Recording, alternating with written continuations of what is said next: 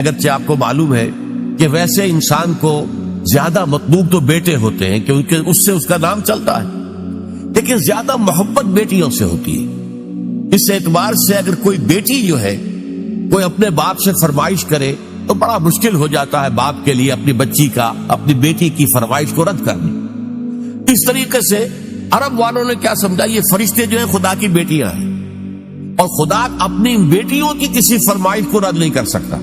اگر یہ جو ہے کسی کی سفارش کر دیں گی تو بس کیا کہنے، پھر اس کا بیڑا پار ہو جائے گا، وہ کامیاب ہو جائے گا۔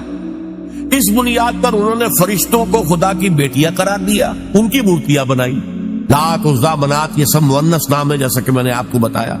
اور صاف انہوں نے کہا وَمَا نَعْبُدُهُمْ إِلَّا لِيُقَرِّبُونَا إِلَى اللَّهِ زُلْفَىٰ، ہم جو ان کو پوجتے ہیں وہ اس لیے کہ یہ ہمیں اللہ سے قریب تر کر دیں۔ اور یہ بھی کہا گیا کہ هؤلاء شفعاؤنا عند اللہ، یہ اللہ کے ہاں ہمارے شفیع ہوں گے۔ اختیار مطلق تو اللہ کے ہاتھ میں ہے، لیکن کوئی شخص اپنی پیاری بچی کی کسی بات کو رد کرتا ہے؟ اللہ بھی اپنی بیٹیوں کی سفارش کو رد نہیں کرے گا، لہذا ان کی سفارش سے ہمارا بیڑا پار ہو جائے گا۔ اسی طریقے سے بڑے سے بڑا آدمی بھی ہوتا ہے تو اس کے کچھ دوست ہوتے ہیں، ان دوستوں کی بات وہ ٹال نہیں سکتا۔ اس کی وجہ کیا ہے؟ ہر انسان کو معلوم ہو، چاہے بڑے سے بڑا انسان ہو، اسے معلوم ہوتا ہے کہ کسی وقت مجھے ضرورت پیش آ سکتی ہے اپنے دوست کی مدد کی۔ اب اگر میں اپنے دوست کی کوئی بات نہیں مانوں گا تو میری ضرورت کے وقت یہ میرا دوست میرے کام نہیں آئے گا۔ تو دوستیاں پالی جاتی ہیں، باقاعدہ ان کو نبھایا جاتا ہے۔ بھائی بات کو یہ غلط کہہ رہا ہے، صحیح نہیں ہے، لیکن کیا کریں، دوست ہے۔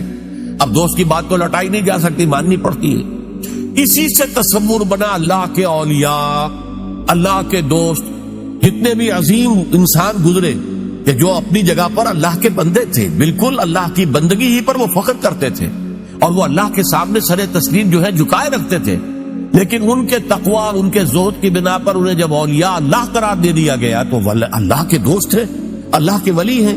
اب یہ کسی سے خوش ہو جائے اور اس کی سفارش کر دے تو بیڑا پار ہو جائے گا، لہذا اولیاء اللہ کو بھی خداؤں کی فہرست میں شامل کر لیا گیا۔ چنانچہ یہ بات تقریباً اجماعی ہے کہ یہ جو قوم نوح کے بت تھے، وہ بت تمام کے تمام اولیاء اللہ، اس قوم کے اندر جو اولیاء اللہ گزرے تھے، بڑے نیک لوگ، زاہد و عابد، اللہ کے محبت کرنے والے، اللہ کے لیے اپنی پوری زندگی لگا دینے والے، ان کے ناموں پر انہوں نے بت گھڑ لیے تھے۔ اب آج ہمارے یہاں یہ صرف کمی ہوئی ہے کہ بت نہیں ہے، لیکن قبروں کے ساتھ وہی معاملہ ہو رہا ہے۔ قبروں کو دھویا جا رہا ہے، دودھ سے دھویا جا رہا ہے، کسی عرق گلاب سے دھویا جا رہا ہے، اور پھر ظاہر بات ہے کہ اس میں سے کوئی ایک گلاس بھر کے لے آئے تو گویا کہ بڑا تبرک اس کو مل گیا، اسے سنبھال کر رکھے گا۔ یہ سارا کام کیا ہو رہا ہے؟ وہ یہی ہے کہ اولیاء اللہ ہے، اللہ کے اولیاء ہیں، یہ راضی ہو جائیں، یہ خوش ہو جائیں، یہ کسی کی سفارش کر دے تو بیڑا پار ہو جائے گا۔ اس لیے کہ آپ کو معلوم ہے کہ بڑے سے بڑا شخص بھی اپنے دوستوں کی بات کو رد نہیں کر سکتا نا۔ اب یہ ساری چیزیں کیوں ہو رہی ہیں کہ تم نے اللہ تعالیٰ کو انسان سمجھا ہے اور بڑے سے بڑے انسان پر قیاس کر لیا ہے۔ بادشاہ ہو، بہت بڑا جاگیردار ہو، عام ایک کاشتکار جو ہے غریب، وہ شاید بادشاہ کو بھی نہ جانتا ہو کس بلا کا نام ہے، اسے تو معلوم ہے ہمارا جاگیردار ہے جو چاہے کرتا ہے، جس کی بیٹی چاہے اٹھا کر لے گا، جس کا جو چاہے کام کرے، اس کو کوئی چیلنج نہیں کر سکتا، اس کے اختیارات مطلق ہیں، بس جاگیردار۔ اسی پر انہوں نے قیاس کر کے اللہ تعالیٰ کے ساتھ یا نائبین سلطنت گھڑ لیے، یا اللہ کی بیٹیاں بنا لی، یا اللہ کے بیٹے بنا لیے، یا یہ کہ اولیاء اللہ کے ساتھ وہ معاملہ کرنا شروع کر دیا جو اللہ کے ساتھ کرنا چاہیے۔ یہ ہے اصل سبب، ما قدر اللہ حق قدرہ، وہ اللہ کا اندازہ نہیں کر سکے۔ اللہ کی حکومت کسی کے بل پر قائم نہیں ہے، اللہ کسی کا دست نگر نہیں ہے، اللہ کو کسی کی حمایت کی ضرورت نہیں ہے، اللہ پہ ذات ہی القوی ہے، اسے کسی فرشتے کی حاجت نہیں ہے، جو چاہے جب چاہے بغیر کسی فرشتے کو بیچ میں لائے ہوئے اللہ تعالیٰ کر سکتا ہے۔ آنے واحد کے اندر اس کا ایک حرف کن ہوگا اور بڑی سے بڑی بات ہو جائے گی۔ ہاں وہ چاہے تو فرشتے کو بھیج دے گا، جاؤ یہ کام اس طرح کر دو، لیکن نہیں، اس سے زیادہ حیثیت فرشتے کی نہیں ہے۔ وہ اللہ کے فرشتادے ہیں، اللہ کے کارکن ہیں، اس کے سوا کچھ نہیں۔ اولیاء اللہ کے دوست ہے، یقیناً کوئی شک نہیں، لیکن یہ کہ ان کے ہاتھ میں اختیار مطلق نہیں ہے کہ جس کو چاہے بخشوا دے۔ اللہ تعالیٰ کا اختیار ہے، وہ جس کی چاہے گا شفاعت سنے گا، مانے گا، جس کو اجازت دے گا وہ صرف شفاعت کے لیے زبان کھول سکے گا۔ یہ ساری چیزیں جو ہے یہ تمام اپنی اپنی جگہ پر بیٹھ جائیں تو پھر شرک کا خاتمہ ہو جائے گا، اللہ تعالیٰ کی عظمت جو ہے وہ دل پر اجاگر ہو جائے گی۔ اب اسی پر قیاس کیجئے، جو اللہ کی عظمت کا اندازہ کر لے، جو اللہ کے حسن و جمال کی کوئی جھلک دیکھ لے، کیا وہ دنیا میں کسی اور شے کا پرستار ہو سکتا ہے؟ اللہ کا حسن، اللہ کا کمال، اللہ کا جمال، اللہ کی قدرت کاملہ، اللہ کا علم کامل اگر کوئی اندازہ ہو جائے تو کیا آپ اپنے نفس کے غلام بن سکیں گے؟ افرأیت من اتخذ الہہ ہواہ، کیا آپ وطن کو معبود بنا سکیں گے؟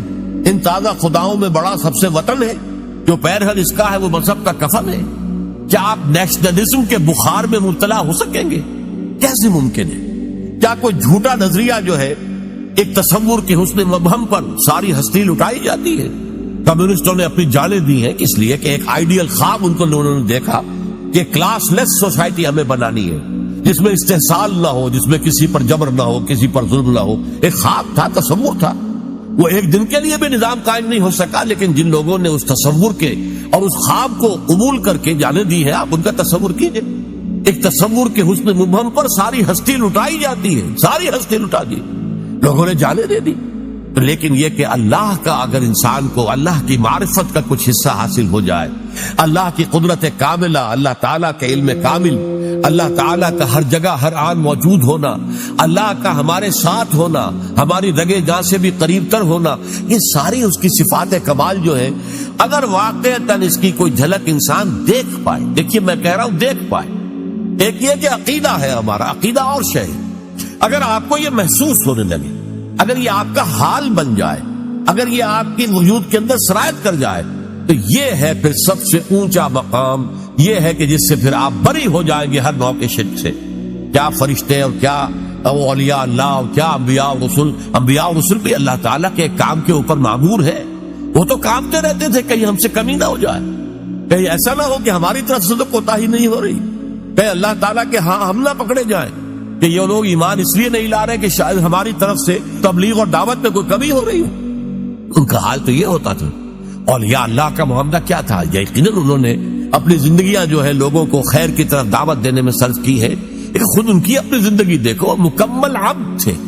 سب سے بڑھ کر یہ کہ محمد الرسول اللہ جو حبیب اللہ ہے صلی اللہ علیہ وسلم، ان کی بھی نسبت عبدیت مقدم ہے، نسبت رسالت مؤخر ہے۔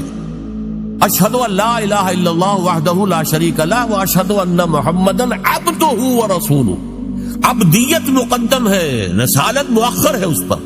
آپ کی اصل نسبت جو ہے میں نے بارہا اس کو بیان کیا ہے، قرآن مجید میں جہاں کہیں بھی ایسا مقام آتا ہے کہ بہت ہی شفقت اور محبت اور اپنائیت کا اظہار ہو حضور کے لیے، وہاں حضور کی نسبت عبدیت کو واضح کیا جاتا ہے۔ سبحان الذی اسری بعبدہ لیلا من المسجد الحرام الی المسجد الاقصی۔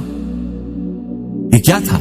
اس قدر بڑا واقعہ ہو رہا ہے، معراج کا واقعہ ہو رہا ہے، لیکن کیا عبد کا لفظ لایا گیا، سبحان الذی اسری بعبدہ، تو اپنے بندے کو لے گئے۔ عبدہ جو ہے وہ اصل نسبت ہے۔ سورہ کہف کے اندر الحمدللہ الذی انزل علی عبدہ الکتاب ولم یجعل لہ عوجا، تبارک الذی نزل الفرقان علی عبدہ لیکون للعالمین نذیرا۔ عبدیت ہے اصل نسبت محمد رسول اللہ صلی اللہ علیہ وسلم۔ جب آپ کی عمر زیادہ ہو گئی تھی، اگرچہ آپ کی عمر جو ہے عام اعتبارات سے زیادہ نہیں ہوئی، لیکن یہ کہ بہرحال کچھ نہ کچھ آخری ایام میں آپ کا جسم بھاری بھی ہو گیا تھا، اور آپ رات کو جب کھڑے ہوتے تھے تو آپ کے پاؤں متورم ہو جاتے تھے۔ اس پر یہ ہے کہ کچھ لوگوں نے کہا آپ اپنے کو کیوں اتنی مشقت جھیل رہے ہیں، کیوں آپ اتنی تکلیف جھیل رہے ہیں؟ آپ کے تو اللہ تعالیٰ اول تو آپ کے گناہ کا کوئی سوال ہی نہیں، کوئی خطا کسی درجے میں اگر کوئی ہوئی بھی ہو تو اللہ تعالیٰ آپ کے اگلے پچھلے تمام خطائیں معاف کر چکا ہے۔ حضور کا کیا جواب تھا؟ افلا اکون عبدا شکورا، تو کیا میں اللہ کا شکر گزار بندہ نہ بنوں؟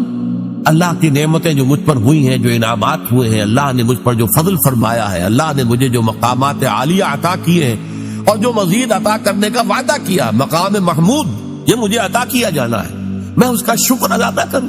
یہ اس کا شکرانہ ہے جو میں ادا کر رہا ہوں۔ میں رات کو کھڑا ہو کر یہ مشقت جھیل رہا ہوں، میرے پاؤں جو ہے ان پر ورم آ رہا ہے، ٹھیک ہے، لیکن یہ سب کچھ کیوں کر رہا ہوں؟ افلا اکون عبدا شکورا، کیا میں اللہ کا ایک شکر گزار بندہ نہ بنوں؟ تو اس اعتبار سے نوٹ کر لیجئے کہ اولیاء اللہ ہوں یا انبیاء ہوں یا رسول ہوں، عظیم ترین شخصیتیں ہوں، ان کا اصل جو ہے، جو سرمایہ افتخار ہے ان کے لیے، وہ تو عبدیت ہے۔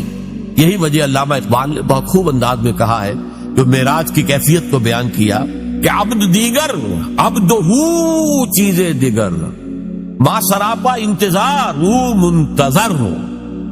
اب یہ شعر جو ہے اس وضاحت چاہتا ہے اب تو سبھی ہے، خواہشات کا بندہ، نفس کا بندہ، دولت کا بندہ، وطن کا بندہ، یہ سب بندے ہیں، سب بندگی تو ہے. اب تو دیگر عبدہ، صرف اسی کا بندہ بن جانا، سب سے ہٹ کر، سب سے آزادی پا کر. یہ ایک سجدہ جسے تو گراں سمجھتا ہے 1000 سجدوں سے دیتا ہے آدمی کو نجات. وہ عبدہ جو صرف اللہ کا بندہ بن چکا ہو. عبدہ چیزیں دیگر، یہ شیء اور ہے.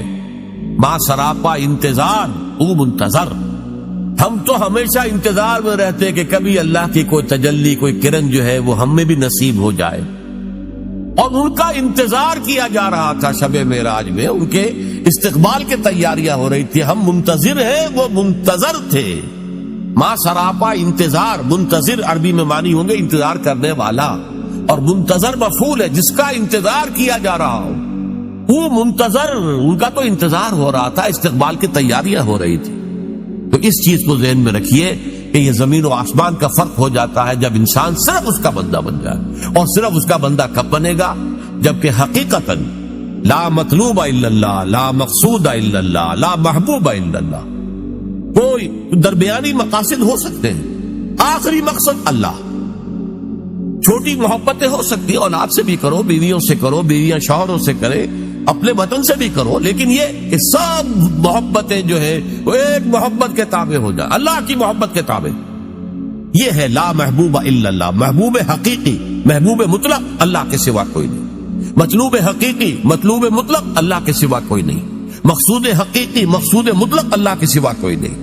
اور اگر انسان اللہ کو چھوڑ کر کسی اور شے کو اپنا مقصود اور آدرش اور آئیڈیل اور نصب العین بناتا ہے تو کیوں بناتا ہے؟ اس لیے کہ اس کا ذہن وہاں تک پہنچا ہی نہیں.